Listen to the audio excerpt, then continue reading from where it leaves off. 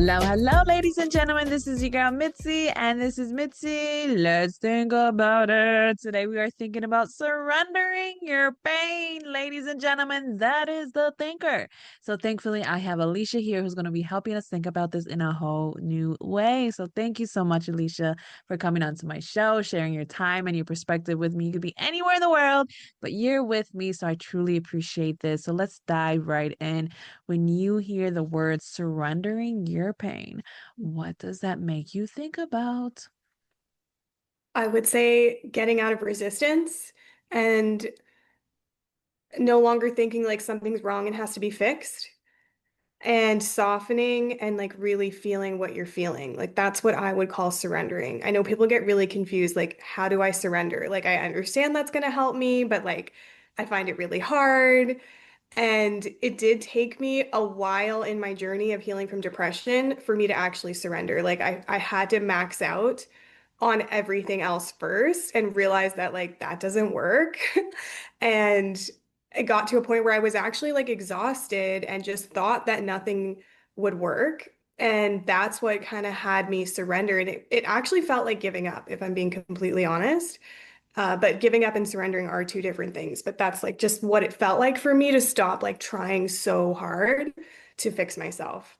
Yeah, I love that because when you really think about surrendering your pain, you kind of have to have like this moment of just like, okay, I can't do this. You know what I mean? White flag. You know what I mean? Like something has to give and it has to do with me because there's nobody else but me in my head. You know what I'm saying? Like unless you have schizophrenia and you have multiple people, you know what? I'm not here to judge, but majority of us don't, you know? So we just are just dealing with a lot of things in our heads, and the one word that you said that really spoke to me was softening. That word right there. Ladies and gentlemen, we do really need to soften our hearts, soften our perception, soften everything that's about us because man, we need to just realize it's okay. It's Mhm. relaxed. And you said there's a difference between surrendering and giving up. Mhm. Girl, I would like to know what you mean by that. I mean, I Mhm. know, but for the ones in the back that don't, what does it really mean for you? Yeah. I would say giving up means like you've lost all hope and you think like it's just not possible to heal. And so you're like, why would I bother even trying? Surrendering is just like getting out of resistance. Like I'm just gonna like trust that I'm resourced and my body knows how to heal or I'll receive what I need. So I can just soften and receive and trust, you know? That's what I'd say the Yeah. difference is. Yeah, most definitely. It's about trusting. Oh my goodness, most definitely. You got to trust in yourself again because yeah, when you give up, you can give up on the world, you can give up on everything, and then that's dangerous. You know what I mean? Because you can start getting reckless and then Hmm. you start not caring about anybody's life. You know what I mean? Hmm. You're driving down the highway 100 miles per hour, not caring who's in your way. You know what I'm saying? Like it can really get into a dangerous game when you completely give up. But when you surrender, you realize, you know what? There's some hope for me. You know what I mean? There's some hope out of this situation. I may not see it right now. I may not see it in the moment, but man, is there hope? So did it come to a point where you had to realize like you had to get vulnerable? Yes. The whole time I was trying to heal from depression, I was not allowing myself to feel what I was feeling. So I really wasn't getting vulnerable. And it was only when I just completely surrendered, stopped trying so hard to heal, that I actually softened and felt what I was feeling more fully. So that's why that led to me healing. Because when I was in resistance or like always trying to like fix things or like even if I was doing healing work, like booking sessions with practitioners, I mean, you name it, I've probably tried every type of modality there is. I was doing it to make my pain go away. So I was still like in contraction and resistance. And so that's why like I wasn't really welcoming my emotions. I wasn't really softening. I wasn't being vulnerable, like you're saying. So that's why no matter what I tried wasn't working, even though I was trying some things that actually are really powerful that like I still use some of those modalities till this day. But back then like nothing was because the way you choose the modality matters. Like your body can tell the difference between unconditional and conditional love. And I think my body could tell like you're only like dropping in for a few minutes because you like just want this pain to go away. You don't actually like care to listen to me and like give me what I need. Yeah, I think you said it beautifully because it's like when we don't listen to ourselves and we don't give ourselves the time, like our body knows, like our mind knows, like we know you lying, we know you putting up a front, we know this ain't true, honey. Like, get with the program. We have work to do. And you're like, no, no, no, no. I'm trying to just numb it right now. I'll get to you when I get to you. Like, no, we need to do the work. And I also love how like you realize like some of these techniques you still use now to this day, but they weren't fully working for you back then. And it's like we have to realize our frame of mind, our perspective when we go into something, if we're not ready to fully shift our perspective in whatever that we're doing. It could be yoga, it could be meditation, it could be breath work, it could be taking a simple walk even, you know what I mean? Like, if we don't have the right frame of mind when we're doing it, we're not going to gain that clarity and that peace that comes out of it. You know what I mean? So it truly does put things into perspective to really think about, how am I really showing up? How am I really being honest? So I guess I have to ask you, Alicia, where do Hmm. you find your strength now? Ooh, great question. Gotta make you think about it. No. I think it's because I am so sensitive that I literally can't live life the way that I used to or the way most people live, if that makes sense. Like I can't numb out and distract because it's unthinkably painful. Like, and I've just noticed that when I actually welcome what I'm feeling instead of resist it, I actually feel more peace. And when I resist it even a little bit, I am extremely uncomfortable. Or like if I'm just not honoring my body in some way, not listening, my body makes it very clear, like literally like screams at me, so uncomfortable. I kind of think of it like I'm a vampire, like you know how vampires feel everything like 100 times more deeply than humans. Like that's how I think of it. Like when I feel joy, it's like way more than other people, and when I feel sadness, like it's way deeper than other people. And so I think my strength comes from the fact that like I'm so sensitive that I can't live any other way. And now it's become a thing where I just it feels so good that it's like intrinsic motivation that I just want to do it. But I think that's what had me even have any interest at all in healing things that aren't serving me was just like this is so uncomfortable and that started it. Oh, I love that. Oh, how I love that because that is so true. I feel like that's where I am now, where I was like, if I am lying to myself, myself would be like, "Excuse me, ma'am. We don't accept that back here anymore. We need you to fix this." And I'm just like, "Oh, okay, fine. Let me do this the right way." You know what I mean? It's like when you're making the bed and your mother yells at you for not doing it the right way, or you're supposed to be doing something a specific way and you didn't do it right, so you have to do it again. Like, I get what you're saying because man, sometimes just being so in tune spiritually, emotionally, everything about you, you realize like I have to stay aligned. Like I have to do this for myself because if not, I will hurt myself. If I'm not honest, I will just hurt myself. And I actually told my mom this because my mom was like, "Mitzi, why are you so harsh when you tell me certain things?" And I'm like, "Ma, if I don't say certain things in a certain way that brings me peace, it will hurt me. Literally Mhm. hurt me. Like I would be stabbing myself because I didn't say in a way that brought me clarity and me peace. And at the end of the day, I got to live with me. You could walk away, feel however you feel, and go home. But at the end of the day, I got to live with me day up and day night. Like I have to figure out what's going on with me. And if this is how it brings me peace, then you have to respect it. And if it doesn't bring you peace, then that means there's something that you have to fix within yourself and that Mhm. you have to confront and do the hard work. And Mhm. people don't realize that. And I'll be telling her, like, that's a personal problem. You got to fix that. And you got to do something with all that. Like, but it's like for you, when did you really started seeing the benefits of surrendering your pain? Like, when did it become like real, like, oh, now I'm about to deep dive into this? I mean, I saw it immediately. Oh, Like, okay. yeah, I definitely saw it immediately. But did I notice it in the moment? No. I didn't notice in the moment that my life was completely changing. But now that I look back, I'm like, oh, that makes so much sense. Like Right. back when was first starting to surrender, I was working in the field as an engineer. And like I only took that job because I was trying to distract from my pain. Mm, Because I was like, okay, healing doesn't work.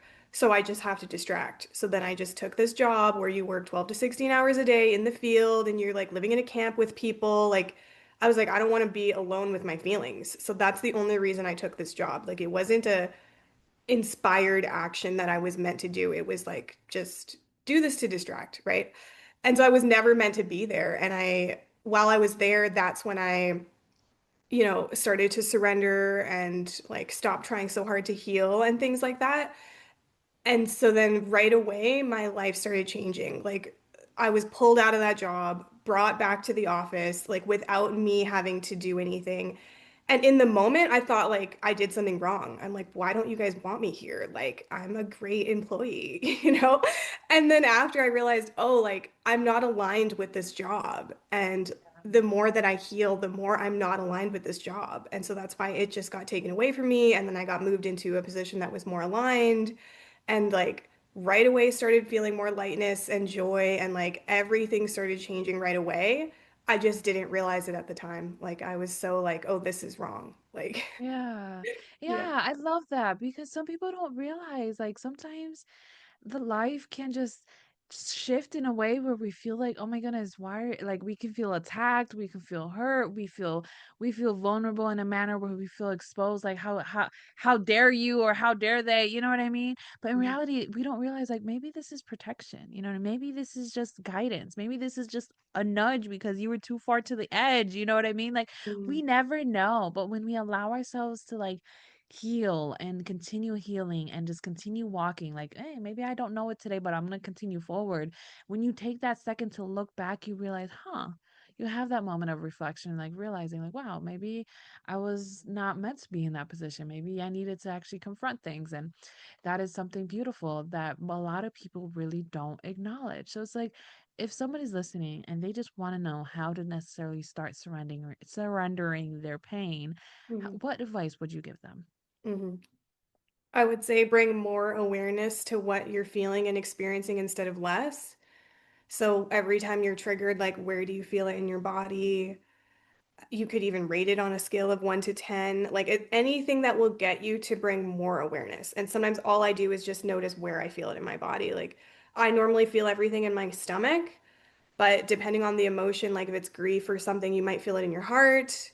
Or like if you're really not expressing yourself, you might feel tightness in your throat. Like there might be like a different area in your body that you feel it, but just bring more awareness to what you're feeling and experiencing, and that is surrendering. Or soften your body even like 2% more. Because normally like we have our shoulders like tensed up like this. So if you just like notice, oh, I'm tensed up, like maybe I just relax my shoulders a little bit or like breathe more into your belly. That will help you soften. Like, so just think soften. If you're like, oh, I don't know how to welcome my emotions, why don't you just soften? And your body already knows how to dissolve emotions when you're not in resistance. So I would say soften. Yeah, yeah, I Mhm. love that because people don't realize like our body's talking to Mhm. us in a way that if we actually pay attention, it'll tell us like, hey, something's not right. We need to move forward in a different manner. And when we are dealing with certain things and we are resisting, it stays in our bodies. You know what I mean? It lingers in our heart and it lingers in our liver, it lingers in our it lingers in every part of our organs. I mean, why Mhm. do you think cardiac arrest is getting higher percentage of deaths and fallout because of stress, not because of your clogged arteries, not because of that cheeseburger, not because of that steak. It's because of that stress that you're not dealing with, and it's continuously moving forward. Oh my Mhm. goodness, yeah, I think more people most definitely need to think about this. So I gotta ask you, what are three things you are grateful for? I know Ooh, just three. I know this could be a only whole three list, a whole scroll could be going down the aisle, right? But if you could only choose three, what could be those three? that I healed from depression, Mm-hmm. that I'm doing work I love now and no longer working Mm-hmm. as an engineer. That's like a really big deal, something I prayed for. And that I'm just like, I have more freedom in my life than most people. Like, I actually am at a state where I can choose anything. Like, I don't feel like I have to do a single thing. Like, that's how much freedom I have. I'm very grateful That's for that. Yes, that is a blessing. Oh my goodness. And I'm so glad that you're so honest and was like, yeah, most people don't get this, but at least I can acknowledge this and say that I can, you know. And oh, I applaud you for that because I wish more people can see their blessings. You know what I mean? See the opportunities that they have that other people don't unfortunately have or may not even know is available to them. You know what I mean? Because they are just stuck in their pain. So, oh man. So, do you know anybody that is stuck in their pain right now and is kind of in that resisting mode? And if you do, like, what is one thing that you always say or do by them? Hmm. Yeah, I do. And I've actually started to learn that what they need is compassion and not for me to tell them what to do. Because it's easy for me to be like, oh, this is how I healed, do it too. But at the end of the day, what helped me heal was giving myself compassion and presence. So now I've realized that that's all that my friends need. They don't need my advice. So I've switched it up. And now when they're telling me how they feel, I just go straight into having compassion for them instead Yeah. of telling them, like, well, you need to stop resisting what you're feeling and you need to welcome your emotions and like that's not what Yeah. they want to hear. And people tried to tell me that too back in the day when I was trying to heal from depression. Like I remember a song came on the radio that reminded me of my ex-boyfriend and like I asked my friend like, "Hey, can you change the channel or like turn it off?" And she's like, "No, you have to feel this." But she did it in like such like a tough love kind of way and like I wasn't ready to welcome my emotions at that point. Like I had to do the distracting thing and realize that it doesn't work for me to even be willing to like feel that much pain. Because like, why would you be willing to feel your pain unless you knew what it's creating and like how much more peace it's going to create? So yeah, I don't tell people what to do anymore. I just give them what they actually need, which is compassion. Oh my goodness. Yes. I think more people need to realize that because we can step into arrogancy and to this pride and to this, oh, I'm better than you position by just being like, you should do this, you should do this, you should do this. But it's like we need to remember, like, we were at a place in that moment where things weren't working for us. We were at a place at one moment that, like, oh, man, I couldn't just roll out of bed. You know what I mean? So it's just like, when we lean into empathy and when we lean into compassion, we really lean into understanding. And that takes us from arrogancy to understanding. And when we have that understanding, it truly makes us relatable. It makes us realize that we're not alone and the other person's not alone. And it's like, you know what? One thing because I used to be the same way, just like you, girl, just like you. I used to be like, okay, well, you need to fix yourself because obviously what you're doing ain't working. You know what I mean? Yeah. Like I ripped off that band and like, obviously you're the problem. You know what I mean? Maybe you should fix yourself. Or you know what? Like, I remember one time I even said, because somebody was like, can you change the song? Because I don't like the song. It brings me bad memories. I was just like, that sounds like a personal problem. And maybe you should just get over and stop attaching yourself to these things and to these songs because it's just a song. Like, I can't believe I said that to her, but you know what? I give her love because she's still in my life. You know what I mean? But at the end of the day, I realize like that doesn't help anybody. It really doesn't. So it's like now, whenever I'm around her, I just be like, you know what? At least you woke up today. At least you brushed your teeth today. At Mhm. least you are still living and alive, and I'm grateful for that. You know, if you can't do anything else, then hey, at least do something minimal. You know. And one day she was just like so upset because she was felt so overwhelmed with work and school and everything, and I was just like, hey, do one thing and do it very well. And if that's the only thing that you do today, at least you did it very well, and that's all you need to worry about. And she felt the most peace and the most love, and it's just like compassion, just showing compassion literally flipped the switch of my life and the relationships around me just by putting that in because my arrogancy was getting the best of me. You know what I mean? And it gets the Mhm. best of everybody because we don't realize we're being arrogant until like we reflect back and realize, you know what, maybe I shouldn't have said it like that. You know what I mean? Like we all have those moments. And man, Alicia, I feel like we could keep talking about this and so many other different avenues and jump in that rabbit hole, but time is truly catching up to us. So what can be some lasting words to leave us off with to keep on thinking? I think what we were just talking about, like giving yourself compassion, I can't even tell you how much more that creates in my life. I get more done and I heal way more and way faster by giving myself compassion because most people think, no, I need to be tough on myself. If I'm not like being hard on myself or forcing myself. nothing's going to get done. I'm not going to heal. No work's going to get done. And I have found it's complete opposite. Like if I'm like, Leisha, you don't feel like doing anything today or ever, or you don't want to do this ever, I still love you and it's okay. And then I always have the energy to do that thing. And whenever I feel like dense emotions, like, and I'm just like, it's okay that you feel this way. I always feel better. Like it is just the key to everything is giving yourself love and compassion and presence. And try to do it in a way that like actually resonates with you because you might think that like that sounds fake, like to give myself love when I'm doing something that I think is destructive. So to give yourself understanding then. I understand why you wanted to do this destructive thing because you felt lonely or you felt like unwanted or so no wonder you would do that. That's a way to access compassion is try to like really understand yourself and why you would make that choice. Yes. Oh, I love that. Oh my goodness. That's absolutely true. It's like when we do that for ourselves and we move in a manner that comes from love, mm, it changes a whole different avenue because it's no longer, oh, I'm manipulating or I'm being mean to myself or anything like that. It's just like, I'm just trying to love you and let you know it's all right. It's all right. Like, yeah, I'm with you because today I didn't feel like working out because I felt overwhelmed and I felt already stressed out and I just like, oh my goodness, I got so many things I still have to do. But I know if I add working out, it's gonna stress me out. So I'm just like, you know what, Mitzi, it's okay. You worked out yesterday. You worked out the day before. It's all right. If you don't want to work out today, fine. Don't do it. You can do it tomorrow. And I just sat there and I didn't feel guilty. I just breathe and relax. And I told myself, it's okay. I still have another day, and that's tomorrow. But today, I'm going to be present and I'm going to be aware and I'm going to do the best I can. And as long as I do the best, then I am okay. And I think that changes the whole entire game for forever. So it's just like when you're trying to surrender your pain, in reality, you're just trying to be kinder to yourself. And we Mhm. really need to learn to be kinder to ourselves because, man, so many people can be so nice to everybody else, but when it comes to themselves, they are nasty. They are just cruel and unusual. And it's just like, no, be kinder. You deserve it. You deserve the love that you share. You deserve the compassion that you share. Oh my goodness, you deserve it all. But it just, you got to believe it. You know what I mean? We really do got to believe it. Mhm. Goodness gracious. Goodness gracious, ladies and gentlemen, that's the show. And it's sad because, man, I feel like we really could keep on talking.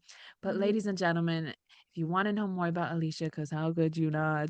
Please go check her out. I have her website. If you're listening in audio and you're on YouTube, in the description, you'll find access to her website that has such great content. Or if you're on my website, you can find her lovely photo. Click on it, boop, and it goes straight to her website. She does have so much great content, so many great books. Oh my goodness, so many great books so that you can continue on thinking. So, with that being said, bye.